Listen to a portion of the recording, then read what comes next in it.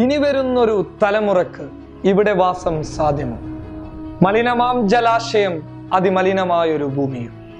26 വർഷങ്ങൾക്ക് മുമ്പ് ഇഞ്ചിക്കാട് ബാലചന്ദ്രൻ എഴുതിയ ഈ കവിതക്ക് ഏറെ പ്രസക്തിയാണ്.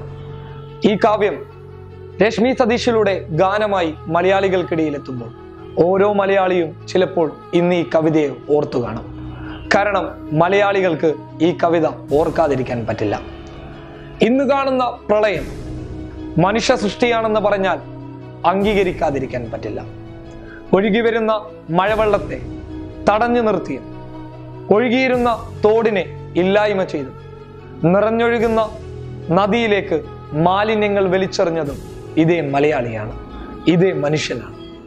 ചിന്തിക്കപ്പെടേണ്ട ഒരു വലിയ അവസ്ഥയെയാണ് ഇഞ്ചിക്കാട് ബാലചന്ദ്രന്റെ ഈ കാവ്യം കാണിച്ചു തരുന്നത്. ഒപ്പം ഓരോ മലയാളിയും ചിന്തിക്കപ്പെടേണ്ട ഒരു വലിയ സത്യമുണ്ട്.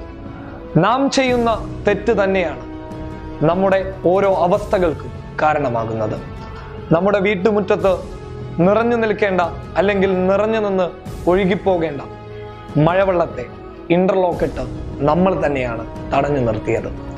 വെള്ളം ഒഴുകിപ്പോകേണ്ട തോടുകൾ നമ്മുടെ ആവശ്യങ്ങൾക്ക് വേണ്ടി നമ്മൾ തന്നെ ഇല്ലാതെയാക്കി.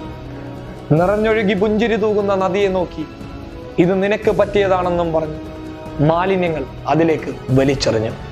അതേ മലയാളിയാണ് ഇന്ന് പ്രളയം വരുമ്പോൾ നിരാശയോടെ അതിനെ നോക്കി നിൽക്കുന്നത്, സങ്കടത്തോടെ അതിനെ നോക്കി നിൽക്കുന്നത്. ചിന്തിക്കപ്പെടാനുള്ള ഓരോ സന്ദർഭങ്ങൾ ഈ പ്രളയബാധിത പ്രദേശങ്ങൾ നൽകിക്കൊണ്ടിരിക്കുമ്പോൾ അതിൽ നിന്നും മനസ്സിൽ നിന്നും മാഞ്ഞു പോകാതെയുള്ള ഒരു കാഴ്ചയുണ്ട്, ഒരു സംഭവമുണ്ട്. എന്നും അന്യസംസ്ഥാന തൊഴിലാളി പുച്ഛത്തോടെ നോക്കിയിരുന്ന മലയാളികൾക്ക് വലിയ ഒരു ഞെട്ടലാണ് ഒരു അന്യസംസ്ഥാന തൊഴിലാളി നൽകിയിരിക്കുന്നത്.